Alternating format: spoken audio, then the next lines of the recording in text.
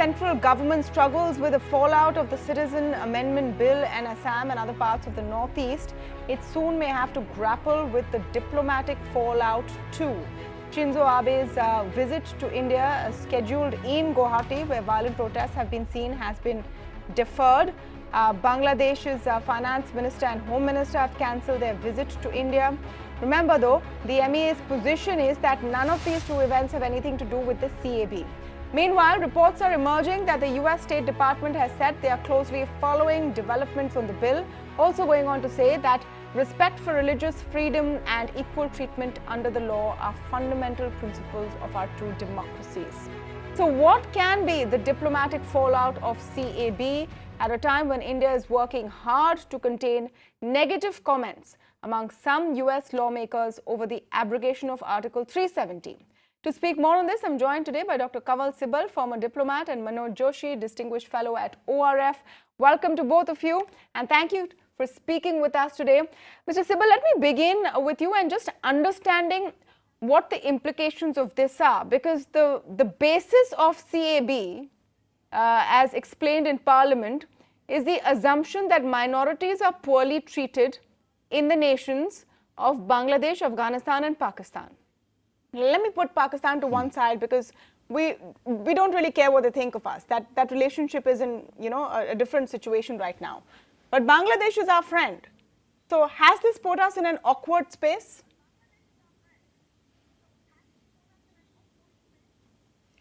Well, it has been explained in Parliament and by our spokesman also that under Sheikh Hasina, we don't have a problem with the persecution of minorities. But certainly after Sheikh Mujibur Rahman's assassination and the military governments that followed and those of Begum Zia, there has been a problem. Bangladesh certainly has Islamic parties. We all know that. These are facts. They can't be denied. And we've been grappling with this problem of illegal immigrants from Bangladesh for years now, for decades now. When I was Foreign Secretary, this issue was raised formally with the Bangladesh side at the highest levels. I was party to that. We told them across the table that in our estimation, there are 20 million illegal Bangladeshis in India. And this was in 2002, 2003. And since then, there have been more people who've come across. It's only under Sheikh Hasina that the situation has got stabilized. So why are we turning away, averting our eyes from this hard reality on the ground? And people in Assam have been agitating this issue for a long time. And it's not as if the BJP government has started this exercise. This exercise started earlier, and the Supreme Court is monitoring it. Why should Supreme Court monitor an exercise which has no reality on the ground? No, but they're two different things. But yes, there will be some repercussions across the border despite our applications, and we have to handle that. Yeah, so let me come to the repercussions part of it, because that's actually what we're focusing on in today's show. We've been speaking about CAB and its different kinds of impact over the last few days. So Mr. Sibal, let me come back specifically to the repercussions now across the border. The stand is that it's not happening right now, but Sheikh Hasina has been in power in Bangladesh off and on for a long time. It is no one's contention that illegal immigration from Bangladesh is stopped. Yes. Right? No one is saying it's stopped. The contention is it's not true, because it still continues, whether there's persecution or not. In a previous prime ministership, the situation was not as good as it is today. I've dealt with that also. It's only in a latest tenure as prime minister, the relationship has really developed very well and very positively. And she has taken some very hard decisions against Islamists. She hanged so many of them. Now, if there was no Islamists in Bangladesh and there were no jihadi terrorism, as we have seen in Bangladesh, it's not as if we are inventing the fact that there are forces in Bangladesh itself which are against the minorities. It just is that today the Prime Minister of Bangladesh is combating them very courageously, and we should support her. But to pretend that she has always been effective in doing this and curbing all these elements in Bangladesh is again not recognizing reality on the ground. So let's not, we can give her a clean sheet and to her government, but we can't give a clean sheet to the Bangladesh society as large. Okay. No, so the point we are making is about the diplomatic fallout. Obviously, no one likes to be called out in, the parliament of a neighboring country as a nation that doesn't protect its minorities. If the tables were turned, I'm sure India would react very unfavorably to any comment like that, as we have when others have tried to speak about, Kashmir, etc. Manoj Joshi, let me get your perspective in on what we're speaking, because we're talking about 2-3 things together. Shinzo Abe's visit. Now, there's nothing to suggest that Shinzo Abe or the Japanese have a view on the CAB per se. But the fact is that security concerns and the situation in Assam right now would not allow the summit to go ahead. And that doesn't reflect on us very well, does it? So, I told you that I'm quite surprised that the summit was actually scrapped, because there are many other parts of India where the summit could have taken place. I've seen one report which claims that things couldn't have been organized in time, and so they had to scrap the summit. But I think there is a certain amount of concern in the international community, which is reflected by even statements of the United Nations Secretary General. There are concerns about the nature of the bill, and I personally believe that the motives behind the bill were not honest. I think the basic idea, the purpose of the bill was essentially political. And so they are making out something to be a kind of a governance issue, whereas actually the pursuit, there's a pursuit of a political ideal, a political purpose. Okay. Mr. Sibal, you want to respond to that? Because the fact is that there has been a statement from the UN as well. A lot of people looking at India and asking the question about whether we've, taken a different path. And that's a question we really need to address.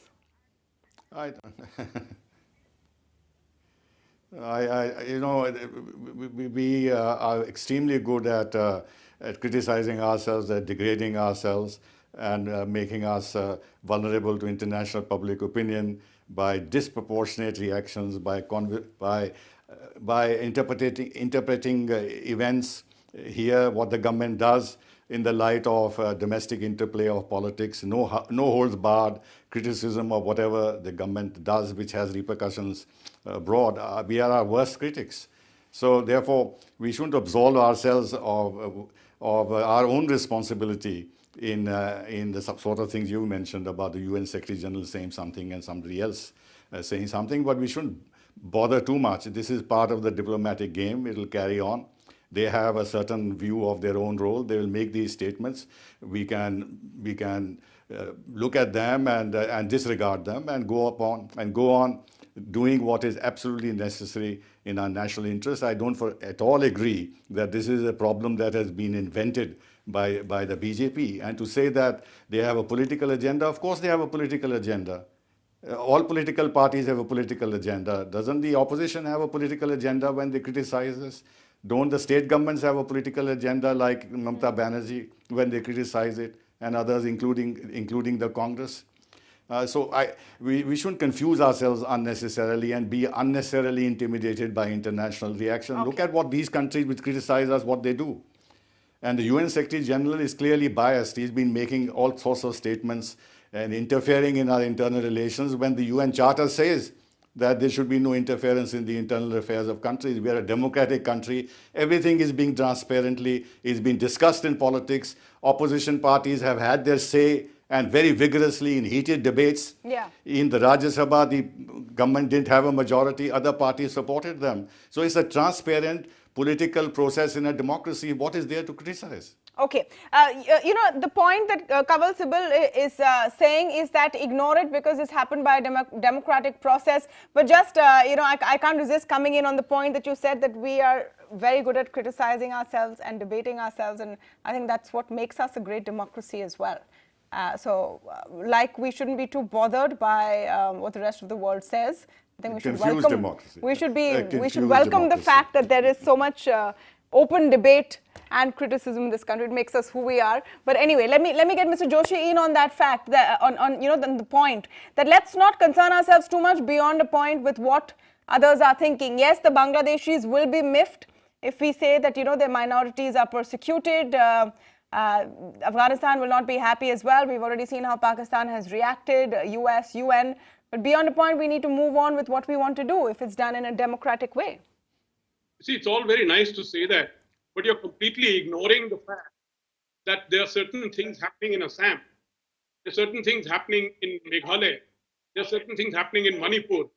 But this is something which, you can't say we can ignore it. Meaning here was a place where you had relative peace all this time, and you have simply trashed it. Meaning by this procedure, the government has had a tendency to act first and think later. And we see this manifested once again in this case. They simply haven't thought this through. Because the fact of the matter is that in terms of numbers, whoever is going to is eligible for citizenship is a very small amount. They're not very large number of people who are eligible for citizenship. Yet to come up with this really has to do with the government's agenda to try to deflect the attention of the people from the very serious incompetence they have shown in running this country's economy and running this country's governance system. But you know what, Mr. Joshi, I get your point, but just to be specific, I have restricted the focus of this current debate to the diplomatic fallout of CAB because it is a vast subject. We've been dealing with it every day in different angles of it. And yes, like you said, internally, there's a lot of back and forth about why this needed to be done and what its impact in the Northeast is and what will happen later. The question is how the world views us, because there's a series of things that has happened. See, that's very clear, meaning the world is speaking, they're saying things, and I don't think anyone is saying that you've done a great thing. Mr. Sibal, let's put this in the context of what we've already seen as, our diplomatic force is right now grappling with the fallout of the abrogation of Article 370, especially in the United States. And then now you have CAB to deal with as well. Nationwide NRC right now is a statement of intent, but when and if it happens, that will also add to this list of moves that are being viewed as contrarian to the secular credentials of this country. And there will need a strategy. There will have to be a strategy to explain to the world what we're really trying to do. Look, let me ask you a counter question. Do you think the United States or Europe are one bit bothered about what government of India thinks, what the Indian press thinks about what they are doing, what Trump is doing inside his country? He's doing far worse things than are being imputed to the government of India. He's not being impeached for that. Or what Europe is doing in terms of anti-Muslim sentiments, anti-immigrant sentiments. They don't even want to allow those people who went, their own citizens who went to West Asia to fight with the Islamic State, to come back to their own country. You can write editorials in India, our parliamentarians can say what they want, but do you think those countries are one bit bothered? So we have such lack of self-confidence in ourselves that we get bothered if some individual senator or some commission, this and that, says something? I'm not saying that you should do things that are arbitrary. We should do things in line with our national interest through a proper democratic process, transparent democratic process. Politics will always be there. It is inevitable in a democracy, but we shouldn't pay too much attention to what New York Times writes or what the US Congress people think here and there, because they have a lot more to answer for than we have. But then, that's the US. That's the US. And you have a point that, they're pretty insular to what anyone else thinks. What about Bangladesh? What about Bangladesh? It's in the neighborhood. They are our friends. And it's not just CAB, it's NRC as well. Because we've not answered the question of what we're going to do with all the illegal immigrants. But look, it's quite simple that there are illegal immigrants. You cannot give them nationality unless you amend your citizenship law. And that's what has happened. And the cutoff date is 2014. Anybody who comes after that, even if it's a persecuted Hindu, Sikh, Muslim, Hindu, Sikh, Jain, Parsi, or whatever, they won't get citizenship. It has been done in a manner where there is no reason for Bangladesh to actually be offended. But because the fact on the ground is there has been illegal immigration. also for political reasons, to deliberately change the demography of neighboring states. This was the policy of East Pakistan and of Bangladesh regimes previous to the present government. Now, we have very good relations with the present government. We have acknowledged that in Parliament, and I think we can settle this issue. Yes, there may be some internal pressure at this time on the Bangladesh ministers not to come to India here and there, but this will all be settled. Mr. Joshi, last word from you. Let's not worry too much about what editorials are printed in papers in the US. They don't care what we think about them. Basic argument that Mr. Sibal has made, your counter to that? Well, then you can shut down all your embassies and consulates. And I think we are overdoing our diplomatic efforts. We've just hired a consultant in the US to lobby the US Congress. So you can't say one thing at one place and another thing at another, do another thing at another place. The fact of the matter is, international opinion does matter. These things do get to the boardrooms of corporations. It does influence decision making of corporations, and therefore affects us when it comes to FDI coming to India, when it comes to the goodwill that India requires. We still have our real task, which this government is failing to do, which is the economic transformation of this country. And all said and done, when you get bad press anywhere, at the end of the day, it does affect the decision making that foreign corporations, foreign money, foreign banks undertake. Mr. Sibal wants to respond. Very quick response. I have to end this debate, but quick response to you. Yes. Yeah, but if this was, very quick. If this is the argument, then the United States should not be, Europe should not be investing in China. Look what they're doing with the Uyghurs and with Tibetans and this and that. Do you think that is stopping the American business from investing in China or the Japanese business or anybody else? They are huge economic partners of China. So why do we use these arguments against us unnecessarily? Okay, I'm going to leave it at that. But I'm glad we've seen two different points of view on what is a very, very important subject. Can we ignore what the world thinks of us? Possibly not. Possibly not. And will we have to think of that as well when we make these big decisions, when our parliament makes these big decisions? Yes, this is one fallout, one way or the other, that the government will have to deal with. Thank you so much, Kanwal Sibal and Manoj Joshi, for speaking with us today.